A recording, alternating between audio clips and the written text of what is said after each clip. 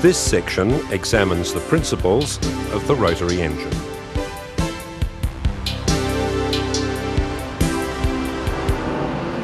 The rotary engine is not as common as the four-stroke or two-stroke engine, but its basic principle is well accepted.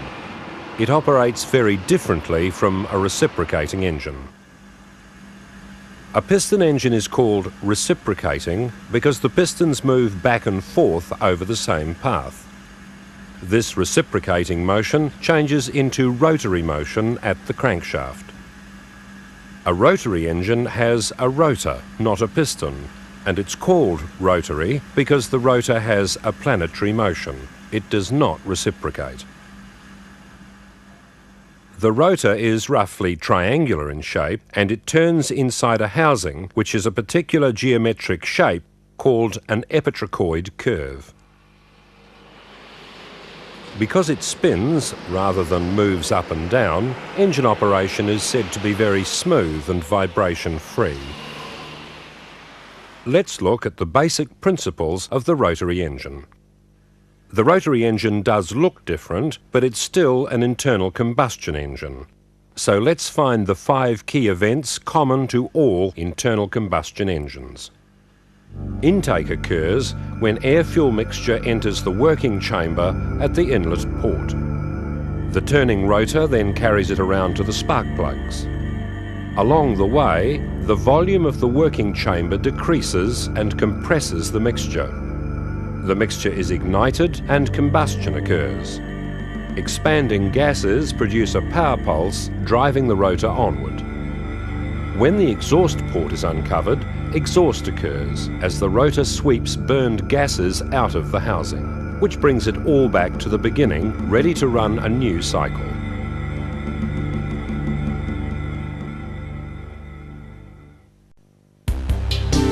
Let's look at the rotary engine's major parts. The rotor is mounted in an oval-shaped housing. The housing is made of aluminium alloy, but the curved surface has hard chromium plating. This surface has to put up with the wear and tear of the rotor sliding against it as it turns in the housing. There are usually 2 spark plugs fixed to the housing which enable combustion to occur. The rotor housing also has an exhaust port to expel burned gases. It has cooling passages for water to circulate. The rotor has 3 apexes which have seals to seal between the rotor and the rotor housing.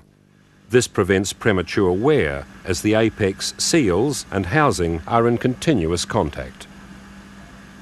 Side seals seal between the rotor and side housing. The combustion chamber is formed by hollows in the flanks of the rotor. These hollows are sometimes called bathtubs. Front and rear housings, or side housings, are bolted to each side of the rotor housing. If it's a 2-rotor engine, there is an intermediate housing between the 2 rotors.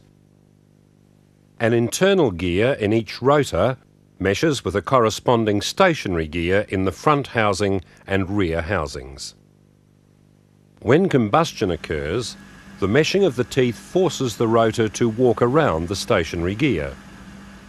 This combines with the eccentric shaft to make the rotor follow the curved surface of the housing, and it gives the rotor planetary motion. The rotor is attached to an eccentric shaft at points called rotor journals. This shaft is like a crankshaft in a piston engine, but with the journals off-centre. Because the rotor is off-centre, the force applied to the shaft is off-centre too. The whole shaft is supported by main journals, so the final output is smooth rotary motion.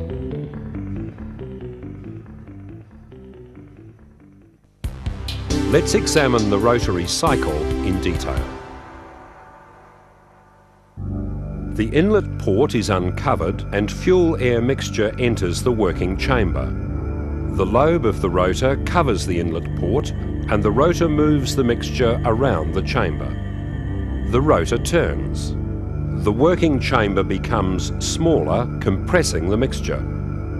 It is smallest at the top of the compression phase, and that's when the air-fuel mixture is ignited.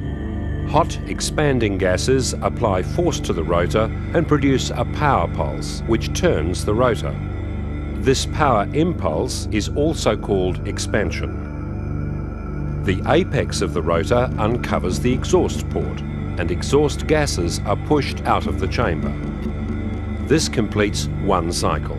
In rotary engines, the stages are called phases. So one engine cycle has 4 phases. How does the output of one rotor compare with the output of a piston engine? Look again at the working chamber. How many of these chambers are there in the housing? There are 3. 3 working chambers between the rotor and housing, and 3 lobes on the rotor. This means that for each complete rotation of the rotor, there are 3 power pulses. Let's see how this occurs.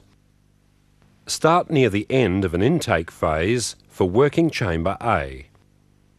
Apex 1 is compressing the fresh fuel-air mixture as it approaches the plugs.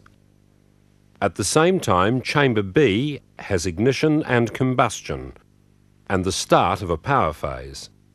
Chamber C is full of exhaust gases being pushed out of the open exhaust port. The mixture in chamber A keeps being compressed, getting ready for ignition. Chamber B has uncovered the exhaust port and is starting to push out its exhaust gases. Chamber C has moved on for more fuel-air mixture. Chamber A ignites. The combustion produces a power phase for A. Chamber B keeps pushing out exhaust gases. Chamber C's inlet port is about to be closed after receiving more mixture. Chamber A moves on to push out exhaust gases. B gets more fuel-air mixture, and C approaches ignition. A finishes discharging exhaust gases and moves on for more fuel-air mixture. B is at ignition, and C is pushing out its exhaust gases, which is where we started. The 3 chambers continue in different phases. The top chamber is in intake, the right chamber is in ignition and power, and the bottom one is in exhaust, all at once.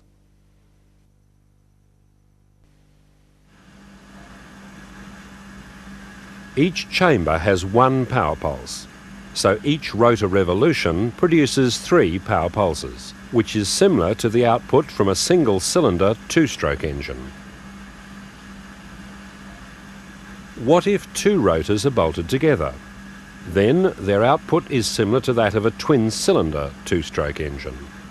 Because of the ratio of the gears in the housings and rotor, the eccentric shaft makes 1 revolution for each power phase. That's the same as 3 revolutions for each rotation of the rotor. So the eccentric shaft turns at 3 times the speed of the rotor.